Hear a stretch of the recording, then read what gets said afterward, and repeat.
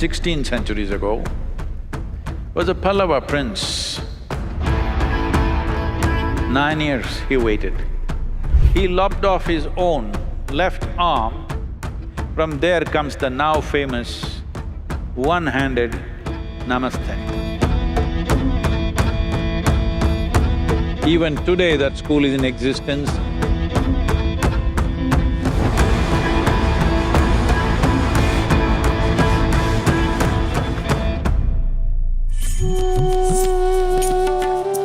Around 15 centuries ago,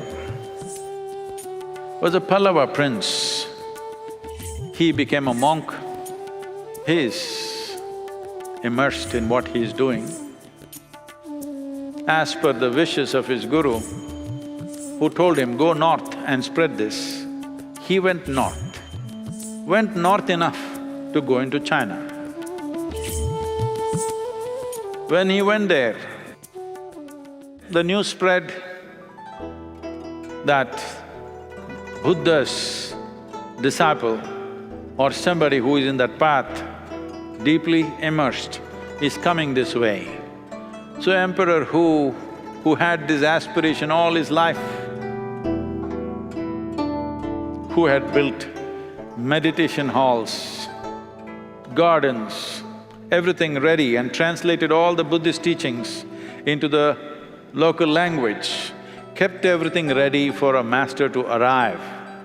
Now when he came, by then Emperor Hu is over 72 years of age. He came to the border of his kingdom to welcome Bodhidharma. And Bodhidharma was not impressed. Of course, he needed some rest and food, but he's not impressed with the grandeur of the welcome.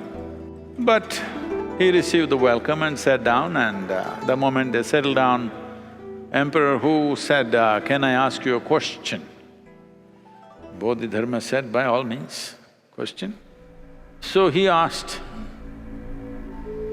I have built so many meditation halls, I have prepared so many gardens and so many translations, everything I have done to spread Buddha's message in this part of the world. Will I get Nibbana? Nibbana means nirvana or mukti or enlightenment. Bodhidharma looked at him, stared at him with his great big eyes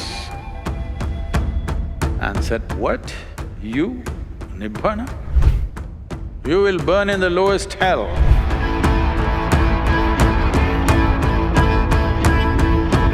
Somebody just welcomed you, gave you everything, gave you food, and now he says this. He says, there's no chance for you. Because the very fact, as you're doing all these things, you're keeping accounts of how many things you have done in your life, you are not getting anywhere, and he walked away. People tried to hold him in many places, he just went away. And he went near a Shaolin temple, but he did not walk into the temple. He went and sat in a cave close by.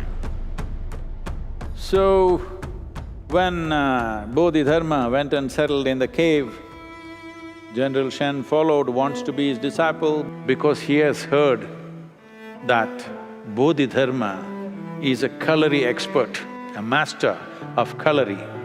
But Bodhidharma doesn't say a word. 9 years he waited. Then Bodhidharma came out and entered the temple. General Shen followed, begging him, please take me as your disciple. Bodhidharma said, that will only happen when the snow turns red. So General Shen, in a fit of courage and sacrifice, he lopped off his own left arm and swung the arm around, and all the snow around was covered in his blood and froze in the snow.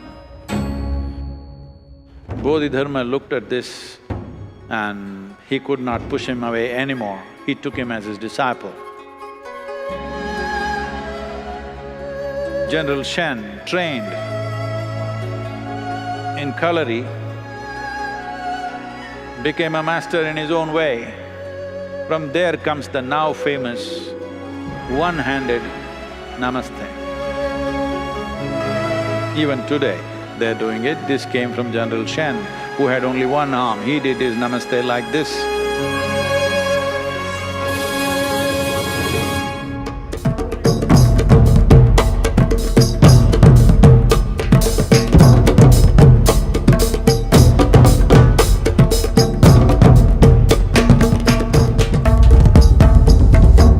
Kalari is considered as the mother of all martial arts.